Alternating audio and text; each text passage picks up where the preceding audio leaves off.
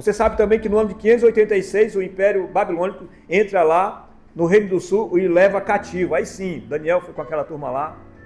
Mas nessa primeira leva que os Zorobabéis começaram a reconstruir Jerusalém, começaram a reconstruir o templo de Jerusalém, e os samaritanos, místicos, vou usar essa palavra lá no Reino do Norte, quiseram ajudar na reconstrução do templo. Mas eles não permitiram com que Israel, com que o Reino do Norte participasse na reconstrução do templo, causando assim uma revolta neles. Pois tá bom, aqui nós vamos construir também o nosso templo. Aqui nós vamos servir a Deus também. E resolveram construir um templo lá no Monte Gerizim em adoração a Deus. Mas no ano 129, um general Hyrcano lá do Reino do Sul invade Samaria, destrói Samaria e destrói o templo também, o templo dos samaritanos, acirrando mais ainda essa rivalidade que havia entre judeus e samaritanos. E isso dura 720 anos, aproximadamente. E lá está Jesus tendo a necessidade de passar por lá. E eis aqui, por que João diz isso? Porque não se deveria passar por lá. Judeu nenhum se atreveria a passar por lá por conta dessa rivalidade. Primeiro que eles não consideravam eles como um povo puro, por conta dessa miscigenação racial. E segundo que eles não entendiam que eles adoravam a Deus de maneira verdadeira, sincera, porque eles adoravam num templo que não era num templo de Jerusalém, aquele templo que Salomão havia construído. Então havia toda essa cisma, esse embate entre judeus e samaritanos, e não passavam por lá exatamente por isso. Além de muitas outras situações que aconteciam no que diz respeito à violência. Mas o texto está dizendo aqui que Jesus deixou a Judéia, sai do sul, em direção ao norte, para a Galileia, e diz o texto que era necessário atravessar a província de Samaria. Chegou, pois, a uma cidade de Samaria chamada Sicar, perto das terras de Jacó. Na tradução, no sentido etimológico dessa palavra, Sicar significa terra dos bêbados. Ou seja, era uma cidade que não tinha uma boa fama, além de ser um lugar um país que não era afamado pelos judeus, nesse momento era uma província, além de não ser uma província que não era afamada pelos judeus, tinha uma cidade naquela província que também estava no descrédito da sociedade pelo próprio nome da cidade. Aqui, com todo respeito, né, às pessoas da cidade de Timon, mas durante muito tempo os piauienses tinham uma discriminação. Talvez até hoje tenha uma discriminação com a cidade de Timon. Tem pessoas que moram lá em Teresina, que convivem muito lá em Teresina, e até mesmo Timon, sabe que existe isso, existe uma discriminação muito grande. E eu não vou entrar nos detalhes, mas existia. E esse povo também tinha essa cisma em relação a esta cidade. Porque era uma cidade onde as pessoas se entregavam muito à vaidade, à bebedice, e ela tinha essa fama, não é? Assim como Las Vegas tem a fama de ser a cidade dos jogos, a cidade das apostas, essa cidade tinha essa fama de ter pessoas que gostavam de muita farra, de muita bebedice. E a Bíblia Sagrada diz que o Senhor, passando por Samaria, ele chegou a esta cidade, perto das terras que Jacó dera a seu filho José. Estavam ali à fonte de Jacó, cansado da viagem, assentara-se Jesus junto à fonte, cansado da viagem. Jesus era 100% homem e também era 100% Deus, nós precisamos entender isso. Ele não abdicou da sua natureza humana, da sua natureza terrena. Jesus, quando esteve aqui, ele não brincou de ser Deus. Ele sentiu fome, sentiu sede, chorou, se emocionou, ele se irou. Lembra lá dos cambiadores que estavam no templo? Ele pegou um chicote de azarrogue e começou a derrubar a mesa dos cambiadores. Jesus era uma pessoa 100% homem, mas também 100% Deus. E a Bíblia Sagrada diz que ele chega a este lugar, e estava ali uma fonte que ele estava cansado. Porque às vezes nós olhamos para Jesus e parece que Jesus não sabe o que é ser humano. Parece que Jesus não sabe o que é tentação. Parece que Jesus não sabe o que é passar fome. A gente fala assim com Deus, às vezes nas nossas necessidades, nas nossas aflições, e parece que Jesus não sabe nada do que a gente sente. Quando a gente cai em tentação, quando a gente cai em pecado, no lamaçal do pecado, a gente vai buscar o perdão, muitas vezes quando vamos buscar o perdão e a compreensão do Senhor, como se Ele não entendesse nada disso. Eu sei que Tu és um Deus que está aí no céu, tal, porque uma vez alguém já me disse isso. Pastor, por acaso o Senhor não sabe, Deus não sabe que o que corre aqui nessas veias é sangue, e que a gente é assim mesmo tentado? Deus sabe sim. A palavra diz que Ele foi tentado em tudo e não pecou jamais. O Senhor Jesus foi tentado em tudo e não pecou jamais. E a Bíblia Sagrada fala de Jesus cansado, chega a este lugar, perto das terras de Jacó. Estava ali a fonte de Jacó, um poço. Cansado da viagem, assentara-se junto à fonte, por volta da hora sexta, ou seja, meio-dia. É uma hora que realmente a sede aperta e uma hora que não é comum encontrar pessoas em volta do poço, porque naquela época as pessoas iam nas primeiras horas da manhã tirar água do poço. Mas o que é coincidência ou providência do Senhor diz aqui que nisto veio uma mulher samaritana tirar água. Veio uma mulher samaritana tirar água. E Jesus disse para ela: dá-me de beber. E quando Jesus pede para essa mulher dar de beber, os discípulos tinham ido à cidade, diz o texto, comprar alimento, porque Jesus também estava com fome. Então lhe disse a mulher samaritana: como sendo tu judeu, pedes de beber a mim, que sou mulher samaritana? Porque os judeus não se dão com os samaritanos. E aí eu fiz a introdução dizendo para você exatamente o porquê dos judeus não lidarem com os samaritanos. E eis o porquê da admiração daquela mulher. Primeiro que homem nenhum queria se aproximar para falar com aquela mulher. Porque era uma pessoa que estava no topo da discriminação social. Era uma mulher que dificilmente os homens se aproximariam dela, os homens de bem se aproximariam dela para manter qualquer diálogo. E detalhe é que um rabi naquela época não falava nem com a esposa em público. E quem dirá com uma mulher como essa?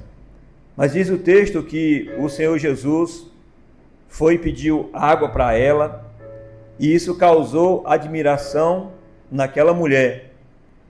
E não era para menos, porque além de todo esse contexto histórico, tem esse contexto social, tem o contexto também pessoal.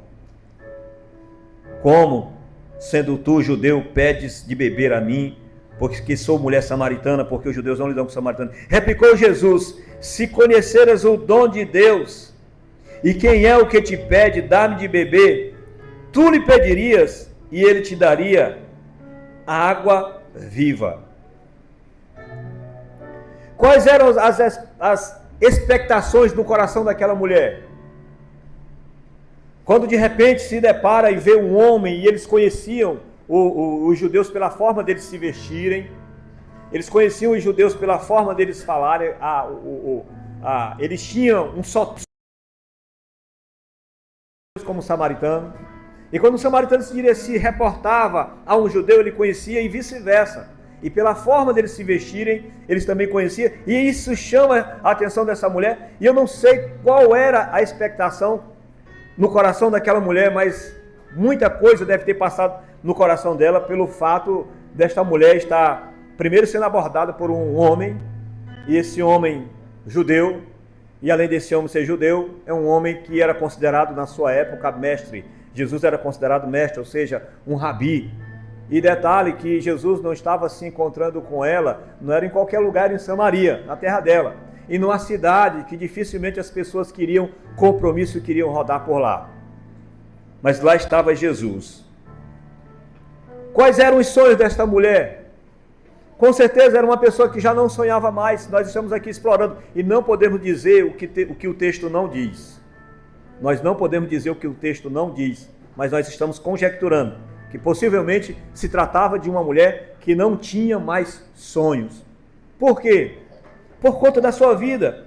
Se você não conhecesse a biografia dessa mulher, você conhece, nós conhecemos o final da história até, mas isso ia começar a mexer com você, ia chamar muito a sua atenção nesse passo a passo do Senhor Jesus. Se fosse a cena de um filme, que nós estivéssemos convivendo, não conhecendo o final do filme, mas conhecendo o histórico desta mulher, conhecendo esta rixa de 722 anos, conhecendo todo esse histórico, todo esse contexto social, com certeza muita coisa viria no nosso coração. Para entendermos esse momento, a grandiosidade desse momento, a grandiosidade deste encontro do Senhor Jesus com aquela mulher, porque esta mulher estava na agenda de Deus. Talvez você não saiba, mas você está na agenda de Deus. Talvez você não saiba, mas você está na agenda de Deus. Nós estamos na agenda de Deus. Uma pessoa que jamais imaginaria, ela não pensava isso, se ela não tinha sonho, ela jamais imaginaria que o autor da vida iria se encontrar com ela. E diferentemente, a abordagem foi uma abordagem de um homem educado, foi a abordagem de um homem cortês, foi a abordagem de alguém que não estava aqui apontando o dedo para ela, nem virando o rosto para o lado, mas de alguém que queria nesta hora trazer algo muito especial para a vida daquela mulher. Jesus disse para ela, quando ela faz esse questionamento: como é que você pede de beber para mim? Você espera que o Senhor Jesus venha pedir alguma coisa de você, requerer alguma coisa de você, você espera? Porque nós é que estamos pedindo para Deus, nós é que carecemos dele. Você espera que o Senhor Deus peça alguma coisa de você, algum favor a você?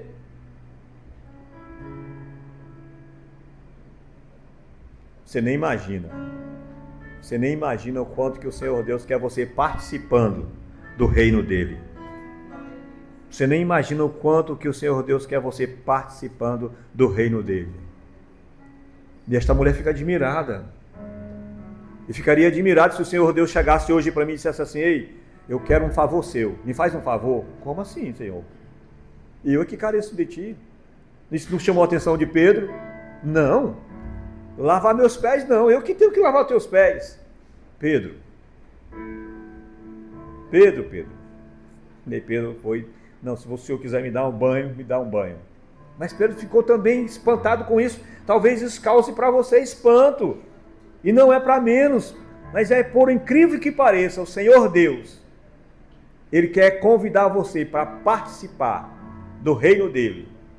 Ele quer convidar você para ser participante da obra dele aqui na terra. E esta mulher fica admirada, e o Senhor Jesus diz para ela: se você conhecesse o dom de Deus e quem é que te pede dar de beber, tu lhe pedirias e ele te daria água viva. Louvado seja o nome do Senhor. Respondeu-lhe ela: Senhor, tu não tens com que tirar, e o poço é fundo. Onde, pois, tens a água viva? Até agora ela não estava entendendo. Ela não estava compreendendo o que Jesus queria com ela. Mas o Senhor Jesus, ele faz um esforço ele começa a trabalhar para que ele possa ser entendido, possa ser percebido por nós. Porque nós temos mesmo dificuldade de entender a mensagem de Deus, compreender o que Ele quer para nós por conta da dureza do nosso coração e da expectação que nós não temos em Deus. Porque nós deveríamos ter todas as boas expectações no Senhor, mas nós não temos boas expectações em Deus. Primeiro, porque somos pecadores. E segundo, porque conhecemos a santidade de Deus. Então nós não criamos nenhuma expectativa nele e temos dificuldade. Quando Ele diz que Ele vai dar para ela água viva, ela não tem compreensão disso. Respondeu-lhe ela: Senhor, tu não tens com que tirar água e o poço é fundo, pois tens água viva? És tu porventura maior do que Jacó, nosso pai, que nos deu o poço do qual ele mesmo bebeu? E bem assim seus filhos e seu gado? Afirmou Jesus: quem beber desta água tornará a ter sede. A mamãe dizia, quando ela tinha saúde mental, hoje a mamãe ela tem Alzheimer, mas a mamãe dizia que a bacia do T, ela nunca enche. É isso que Jesus está dizendo. Quem bebe da água desse mundo nunca vai ser saciado. Quem desfruta das maravilhas desse mundo, e Deus nos criou para nós desfrutarmos das maravilhas desse mundo, nós nunca seremos saciados. Nós vamos ter sempre uma necessidade atrás da outra. Hoje a gente tem um bem, amanhã a gente quer outro bem. Hoje a gente tem um imóvel, amanhã a gente quer outro imóvel. Hoje a gente está vivendo uma situação boa, amanhã nós queremos viver uma outra situação boa. Porque de fato, quem bebe desta água tornará a ter sede. Jesus é a nossa saciedade.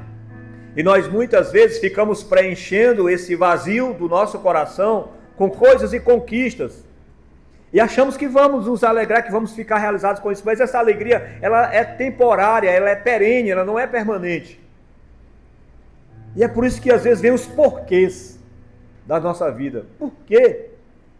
E às vezes a gente questiona por que as pessoas que têm coisas põem fim à própria vida. É porque esse vazio que existe no nosso coração foi tentado por diversas vezes ser preenchido com coisas e com situações que não tem como ser preenchido com coisas e situações. Só Jesus. Nós temos um buraco no nosso coração que é do tamanho de Jesus, e a gente vê pessoas tirando a própria vida por conta disso.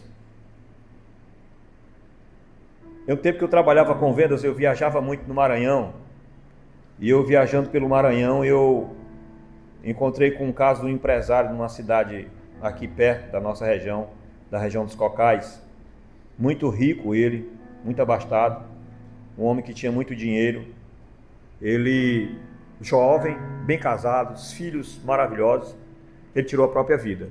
E quando nós chegamos naquela cidade, a pergunta era uma só: por quê? Por quê? E realmente, se nós formos olhar dentro da ótica humana, nós não vamos encontrar o porquê de um homem daquele ter colocado fim à própria vida.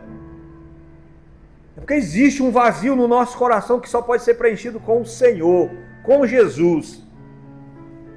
E ele diz que quem bebe dessa água vai ter sede novamente. Aquele, porém, que beber da água que eu lhe der, nunca mais terá sede. Pelo contrário, a água que eu lhe der será nele uma fonte a jorrar para a vida eterna. Ou seja, não somente você vai ter saciedade, mas também você vai saciar a sede e a fome de outras pessoas também. Ou seja, você será um porta-voz do Senhor. Você será alguém que abençoará a vida de outras pessoas também, a partir do momento que você provar desta água da vida que o Senhor Jesus lhe dá, que é a própria palavra dele. Afirmou Jesus, versículo 13: quem beber desta água tornará a ter sede. Aquele, porém, que beber da água que eu lhe der, nunca mais terá sede. Pelo contrário, a água que ele der se fará nele uma fonte a jorrar para a vida. Disse a mulher: Senhor, dá-me desta água. Agora essa mulher queria esse seu problema de ordem biológica, de ordem física, resolvido, uma vez que Jesus está propondo aparentemente isso para ela. Não é? Aparentemente a proposta de Cristo parece ser uma proposta humana, terrena e carnal, e a gente chega na igreja com interesse. Chega na igreja atraído por esse discurso triunfalista, por esse discurso de prosperidade. E isso também a mulher se sente atraída, que parece um discurso triunfalista. Olha, você não vai mais precisar carregar o tamanho do meu dia, botar um cântaro nos ombros e carregar esse peso na cabeça. Não. Você nunca mais terá sede. E ela pede para Jesus, para que eu não precise vir aqui buscá-la. O versículo 15. O versículo 16 diz: vai, chama o teu marido e vem cá. Essa é uma pergunta, não é uma pergunta confrontadora, mas é uma pergunta agora para que Jesus possa confortar o coração e a vida daquela mulher. E ela responde. Ela não criou desculpas, ela não usou qualquer argumento, ela não mentiu, porque ela poderia mentir. Nesse exato momento ela poderia mentir para o Senhor Jesus, quando Jesus faz uma pergunta para ela. A mesma pergunta que Deus fez para Adão lá no paraíso. É a mesma pergunta. Qual é a sua condição, Adão? Onde é que você está? Por que você está escondido? É a mesma pergunta. Eu quero que você, diante de mim, você abra o coração para mim. É como se Deus estivesse propondo isso para Adão, mas Adão usou de desculpas a mulher que tu me deste. E esta mulher que, diferentemente de Adão, e diferentemente de muitas pessoas, mas igual a muitas pessoas, esta mulher abre o coração dela. Por que fazer isso?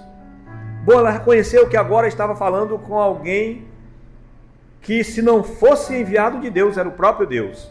A forma como Jesus abordou ela, diferentemente de todas as formas como ela for abordada, agora Jesus aborda ela. Ela mensura essa, às vezes nós não calculamos isso, por isso que a palavra de Deus diz, ensina-nos a contar os nossos dias para que alcancemos coração sábio. Às vezes a gente não consegue olhar para as situações do nosso encontro com Deus. Jesus aborda ela de uma maneira educada, num local que ele não deveria estar, numa cidade que ele não deveria estar, na hora que ele não deveria estar, porque aquela não seria a hora, porque nós vamos especular que aquela mulher ela pode ter ido lá meio-dia no poço, porque de repente pareceu necessidade, teve sede naquela hora e vou buscar água no poço.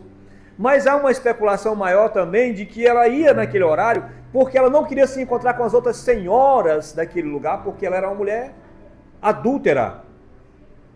E os homens não iam lá naquela hora também, porque ninguém ia se aproximar de uma mulher adúltera. Discriminação para uma mulher, o julgamento, eu vou usar essa palavra, né? O julgamento para uma mulher que cometia adultério, nós sabemos, é morte. O julgamento era a morte, a pessoa tinha que ser apedrejada. E essa mulher carregava dentro de si muitas culpas, com certeza. Ela carregava dentro de si muitas culpas, muitos pesares. Não era só aquele cântaro que ela carregava em direção àquele poço que ela carregava nos ombros, mas francos. Deixar de estar colocando a culpa em pessoas, direcionar a culpa. Nas circunstâncias, a gente usa de tudo para se desculpar diante de Deus ou de alguma pessoa, mas ela não usou nada disso. Entenda, quando o Senhor Jesus faz essa pergunta para ela, ou faz essa proposta para ela, vai lá, chama o teu marido e traz ela aqui. O que foi que ela disse? Ao que respondeu a mulher, versículo 17, não tenho marido, replicou Jesus, bem disseste, não tenho marido. Jesus aqui dá razão para ela. Bem disseste, você está falando a verdade diante de mim, você não mentiu para mim, você não usou de desculpa. E agora você está dizendo para mim que realmente não tem marido. Como não tinha marido? Ela estava vivendo com um homem. Ela estava convivendo com um homem e poderia dizer que tinha marido. Porque 5 maridos já tiveste, e esse agora que tens não é teu marido, e isso disseste a verdade. Uma mulher que já tinha experimentado o que era amor para ela nesse mundo. Eu quero entender que essa mulher não era uma mulher de aparência ruim. Poderia se tratar de uma mulher bonita. Uma mulher que é cortejada por tantos homens assim, e tem passado por 5 casamentos, e vivendo uma relação que não era casamento, com certeza era uma mulher bonita. Mas essa beleza dela estava estragada por causa desse comportamento, por conta dessa postura dela. E a Bíblia Sagrada diz que o Senhor fala para ela que ela já teve 5 maridos, e o que agora ela tem não era dela, e ele falou que ela foi verdadeira com ele. O Senhor disse à mulher, a mulher disse ao Senhor, vejo que porém que tu és profeta. Nossos pais adoravam neste monte. Entretanto, dizeis em Jerusalém, vós dizeis em Jerusalém, é o lugar onde se deve adorar. Nós adoramos aqui nesse monte, lembra do templo lá, erigido, que Hircano destruiu, 129 anos depois que os samaritanos entram na terra, que Hircano foi lá, o judeu foi lá e destruiu o templo deles, esse templo foi reconstruído. E eles construíram lá no Monte Gerizim, e com certeza ela estava de frente ao Monte Gerizim, lá em Samaria, que era o local onde eles construíram o templo de adoração dos samaritanos. E ela diz, olha, nossos pais adoravam neste monte. Com certeza ela estava pensando, não, ela teria dito nesse monte, apontando, mas ela diz neste, quem entende de português melhor do que eu, sabe que ela estava falando de algo próximo. Ela estava, no mínimo, contemplando o Monte Gerizim. Nós adoramos neste monte. Vós, entretanto, dizeis que é em Jerusalém, é o lugar onde adorar. Disse a mulher, podes crer-me, Jesus disse para ela, que a hora vem, quando nem neste monte, nem em Jerusalém adorareis o Pai. Vós adorais o que não conheceis, nós adoramos o que conhecemos, porque a salvação vem dos judeus.